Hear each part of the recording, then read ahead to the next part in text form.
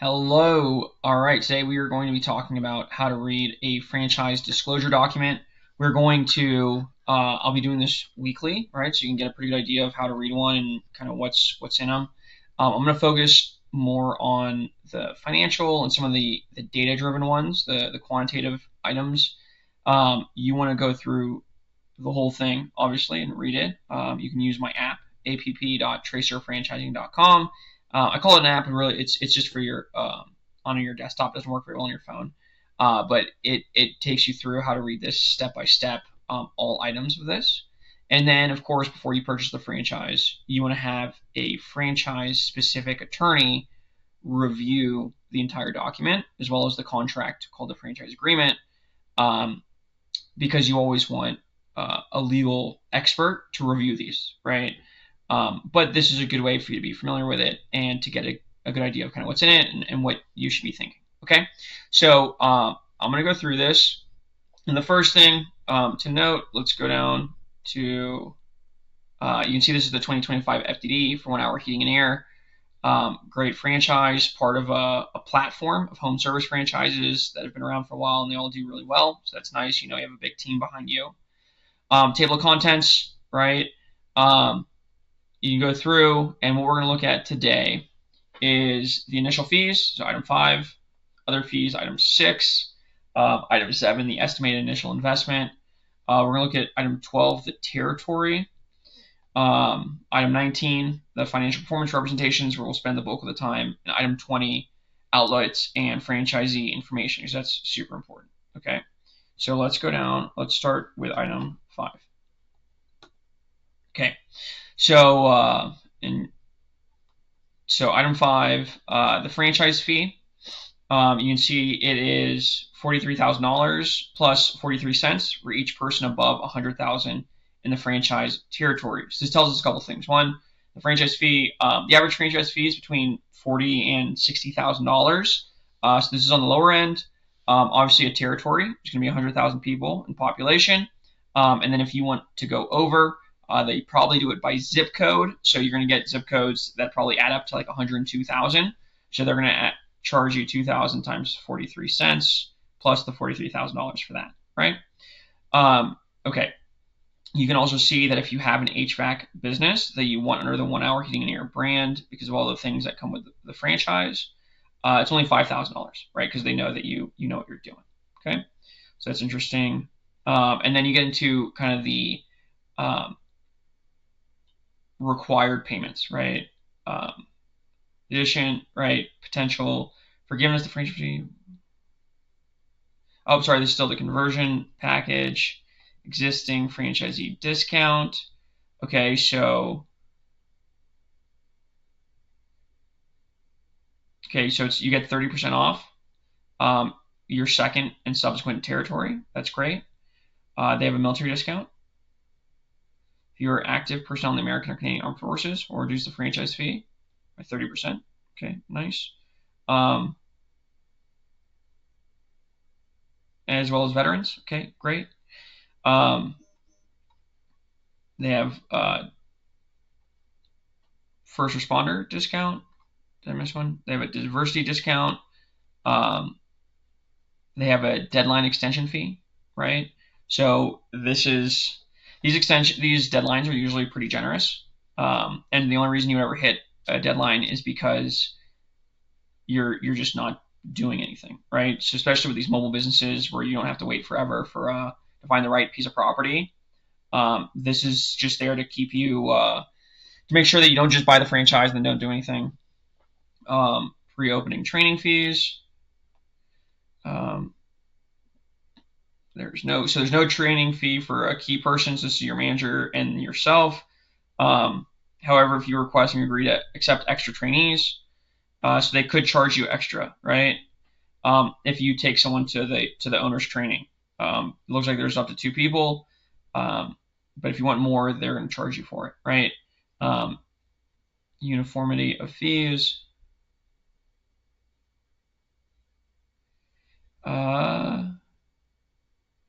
Okay, so for mergers or other transactions, they may give discounts, as well as for existing franchisees or franchisees of our affiliates. So maybe, so you have their affiliates, right? Because I said they were a platform. So maybe they also own Benjamin Franklin Plumbing. Maybe if he wants to own a couple territories of 1 hour heating and air, they'll give him a discount. Maybe it's a franchisee who's struggling and they're going to waive the franchise fee if a franchisee who's doing well just takes it over, right? So they have the ability to do that if they want to. Okay, so that's item 5 is those initial fees and discounts. Item 6 are other fees. So the royalty is 6%, right? So it's right there. The brand fund is usually between 1 and 3%. This goes to marketing nationwide. Everybody pays into this and everybody benefits from it.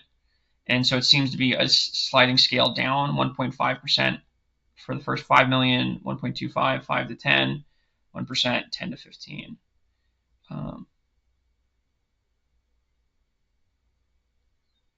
Interesting. Okay.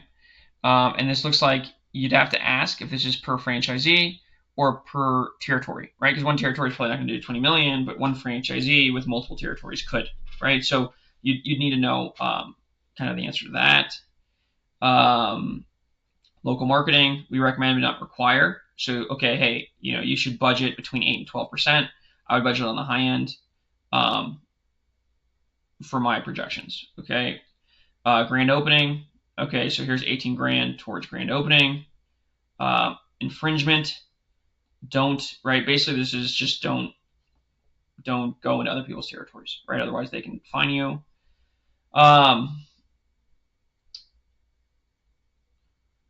Key accounts, so if they have national accounts, they could potentially charge a fee. Doesn't look like they're doing it right now. Technology fee, $100 a month. 2 brand email addresses. Other software and portals. Okay, that's not bad. Additional opening support. So if you need more support, more training, right, they could charge you for it. They have an annual conference. It's pretty standard. Non-attendance fee. They want you to attend the conference. If you're sick, they could waive it. My wife is pregnant. She's going to give birth like within a few weeks of our conference, so they've waived this for us. Franchisors usually aren't unfair, right? But if you just decide you want to go, they'll charge this as an incentive for you to go.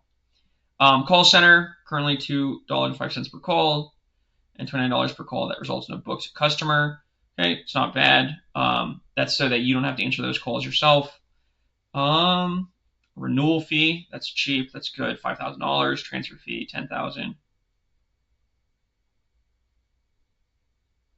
And then they have, if they're the broker, they get an additional $5,000 or 3% of the total purchase price. Okay, interesting. So you can go through the rest of these, right? These are just step in if they have to manage it. If you don't pay them on time. The rest of these are just basically if something happens and you're not following the franchise, you're not running the franchise. Okay. Liquidated damages. This is a big deal. Liquidated damages are payments if you close down, right? So typically it is the minimum royalty fees times the number of years left in your agreement. So this is 2 years of royalty fees calculated as your average royalties during the payment period in the year preceding. Multiply the number of payment periods occurring in a 2-year period or $100,000. Okay, so it's the greater of these two. So my guess is if you're closing down, you're probably not making that much money the last year, so you're looking at $100,000 in liquidated damages. To get a good franchise attorney, I don't know about these guys. Maybe they'll negotiate this to be a lower number, right? If you're going out of business, you probably don't have $100,000 sitting around, right? This is just to prevent you from giving up, essentially, and be like, this is too hard, I'm not going to do it. But at the same time, this is a big deal if you went out of business, right? And you tried your best. So this might be something you want to negotiate. Okay.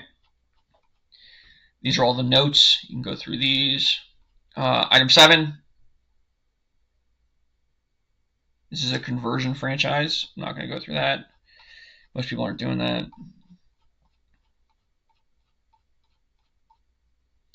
Okay, startup franchise, right? This is what most people are doing. Franchise fee is $43,000. Remember, if it's over $100,000, it's 43 cents per person. Grand open marketing. So 6,000, which is interesting because above it said 8,000, right? So I definitely would want to ask about, or excuse me, it said 18,000. I'm pretty sure. So you definitely want to ask about that, right? You see what I'm.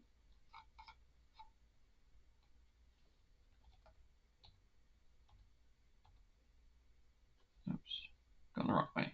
So let's double check. Okay. Grand opening, 18,000. So it's an average of $6,000 a month. Okay, so that's what they're talking about.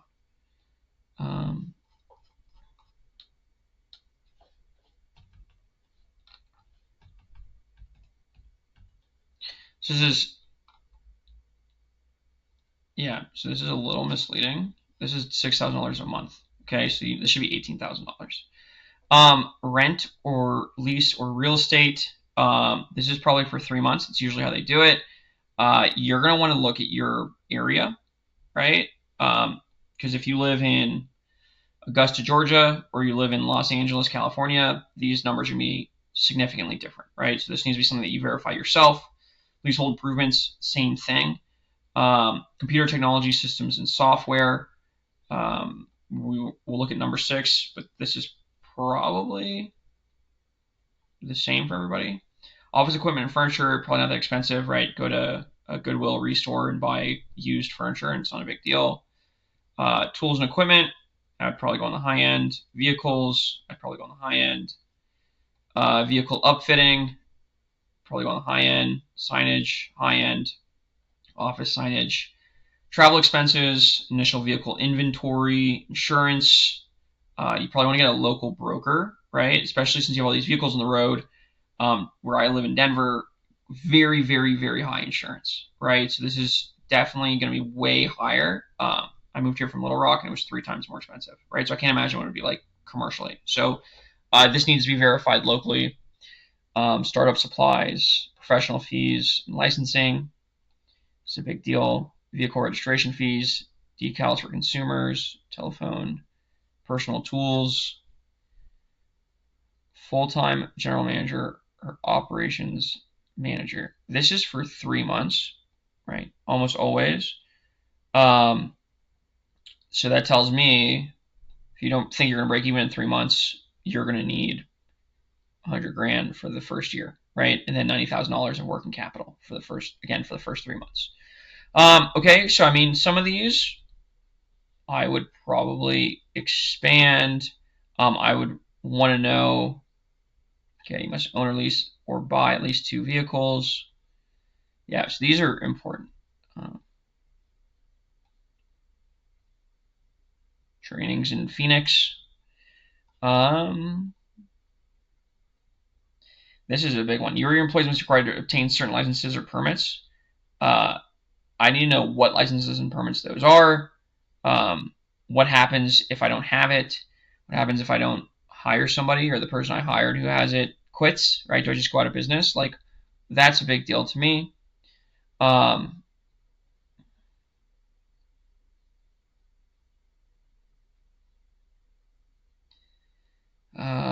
Yeah.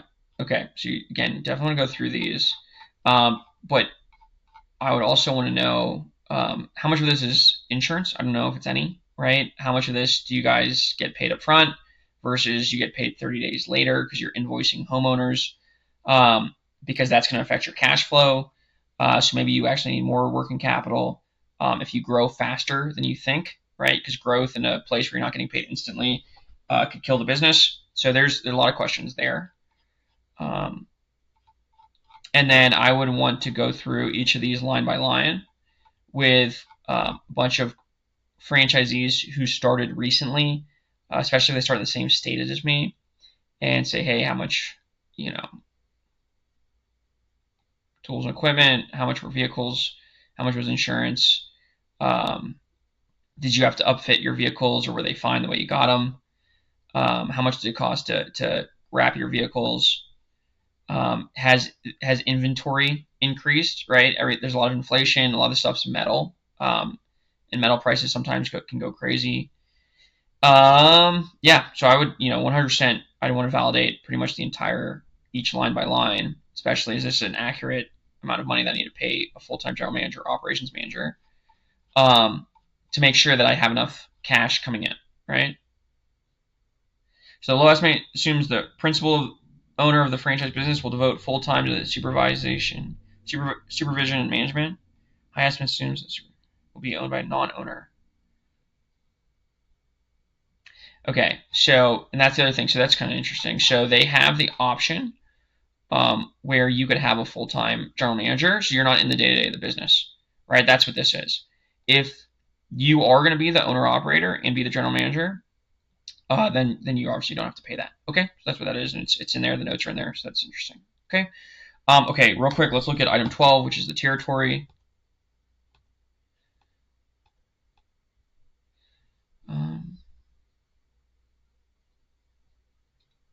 Okay, protected territory. It's good. We saw there was a fee if somebody goes in your territory, which is good. So it's protected. Yep, 100,000 individuals using zip codes. Okay, yeah, pretty simple there. Okay, item 19. All right, so this is the financial performance. This is what everybody wants to see. But let's go through it and see where you can get hung up. Okay. All right, so there's a bunch of franchisees in the system, but they're only going to have their financial information in here. There's a reasonable basis for the information.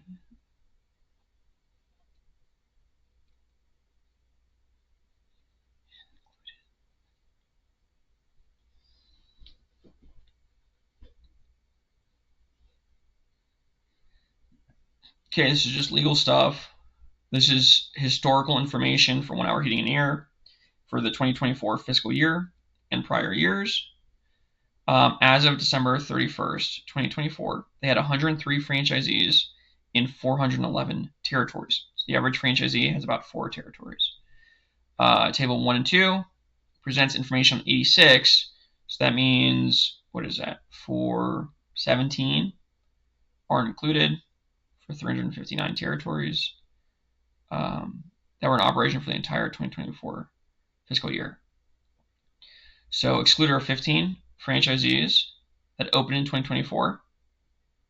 Okay, that's fair. You don't want brand new franchisees in here. 7 franchisees that ceased operations. Okay, that's interesting. Well, why did 7 cease? Right, that's almost 10%. None of the franchisees in this group operated for less than 12 months. When they closed, they will include 2 franchisees that did not. Oh, they exclude 2 franchisees that did not report revenue. That is weird because that's how they get paid on royalties. And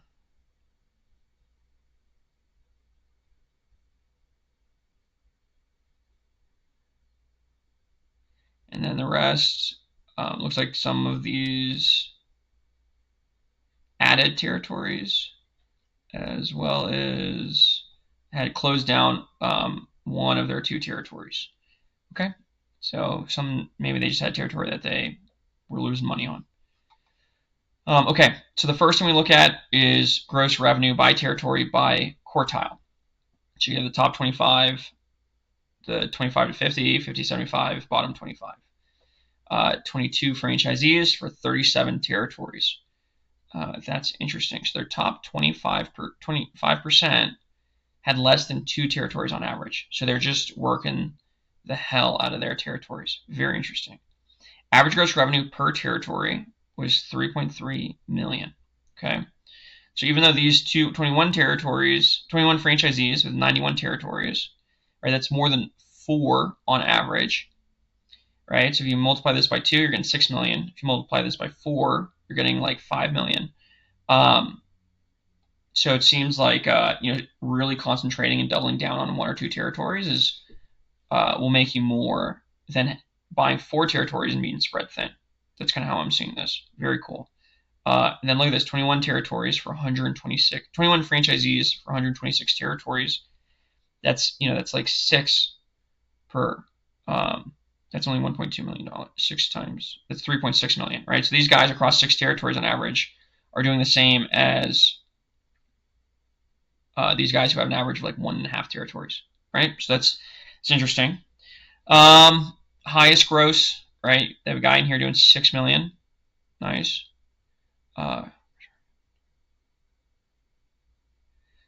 Lowest gross, 1.9. Median gross revenue of territories. Okay. And then percent of territories exceeding group average. So the average is close to the median for the top 25. The average is way higher than the median, is what it looks like. For this one, it looks like the average is way lower than the median. Right, so that's interesting. Okay. Let's keep going. Table 2, gross revenue of franchisees by quartile. So now instead of it by territory, we're doing it just purely by franchisee. Number of franchisees in the group, 22 for 175. Oh, interesting. So you have some of these top guys. Okay.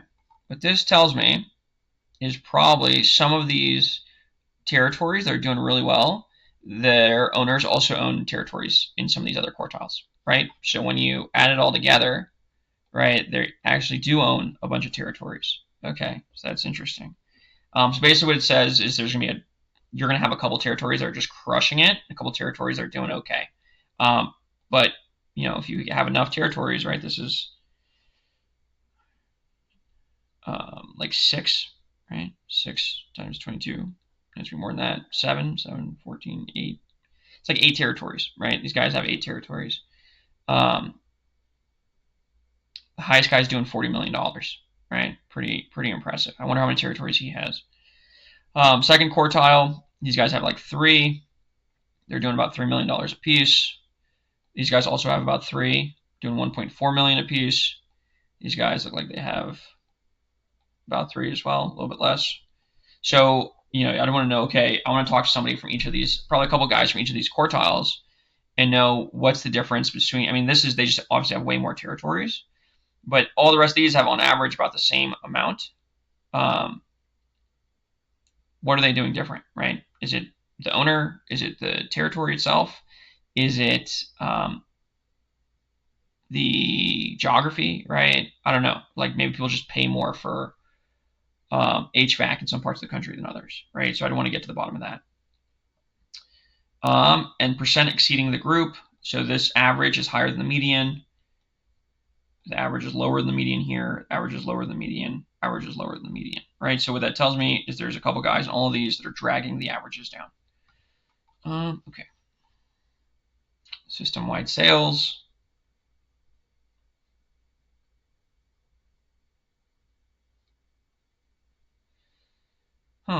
That's interesting. So this is when you add the sales across the entire system together, they've actually been decreasing. So that is, they've added franchisees, but they've been decreasing in territory or in overall revenue. That means the franchisees are making less money year over year, right? I definitely want to know why that is. I know private equity has moved into this space heavily, so maybe they just have more competition, right? Because why do they do this and then this? This is something that is troubling that I haven't seen before. So I want to get to the bottom of this for sure. And I want to talk to franchisees and ask them if they saw the same thing, right? You guys see a bump and then a drop, like what's going on here? Okay. So that's item 19. A lot of questions there. The other thing that they don't have is they don't have timeline, right? So we don't know if these top 25 have been around for 10 years or if they've been around for 2 years.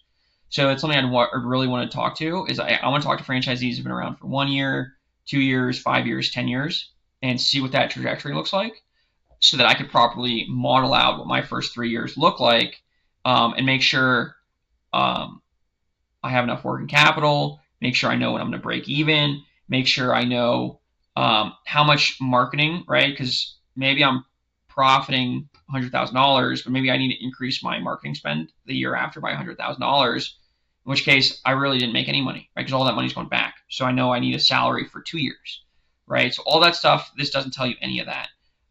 You need to talk to franchisees about that, right? But this just tells you is that you could potentially grow a big business with this, but it doesn't say how much time it's going to take, right? And people have done it before, right? So if, hey, I know I want to do $20 million in revenue. Well, there's some guy doing 40 million, right? So it's probably possible in this system.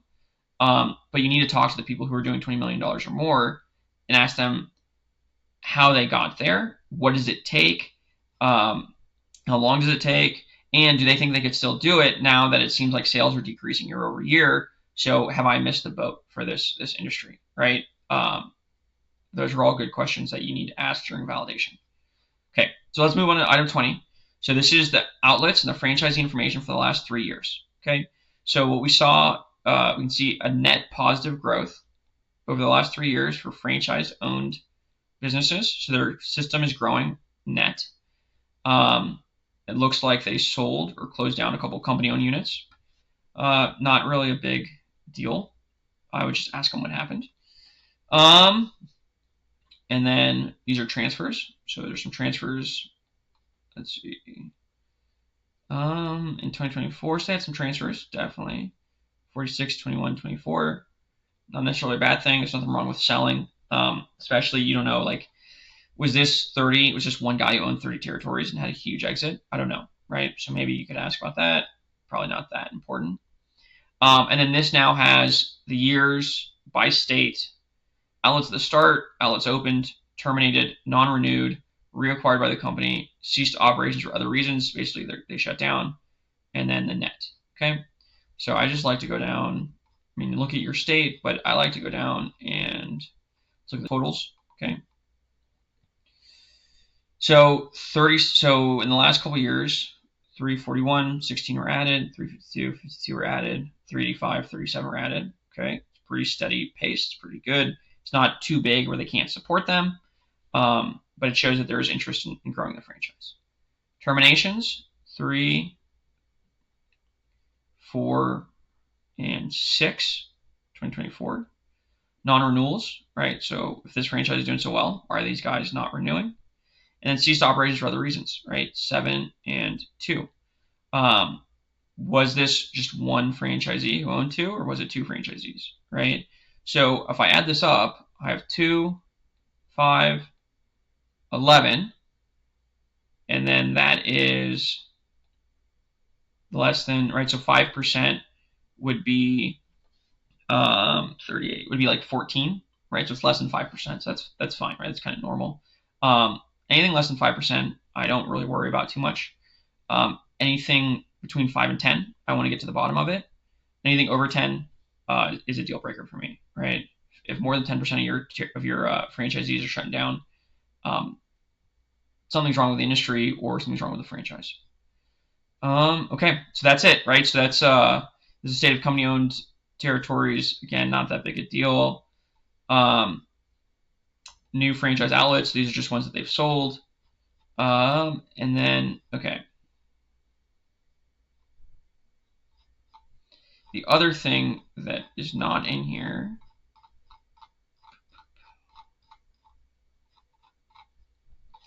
Okay, so usually in the item 20, you have the list of all of the franchisees and their phone numbers, where you can do your own validation. I wouldn't do this until you've spoken to the franchisor several times and they say that it's okay for you to start talking and doing franchisees.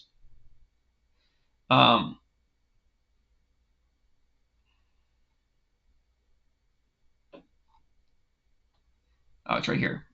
List our franchisees. Exhibit F. So you'd have to go to Exhibit F and you'd find all the franchisees and their phone numbers. Okay? So you can do your validation. Alrighty, so that's it. I hope this was useful. I'll try and do this once a week. And if you want help finding great franchises that are a great fit for you, right? They have to be financially, they have to be workable, but they also need to fit your skills. If you don't have the right skills for 1 hour, you won't make $400,000, much less $40 million.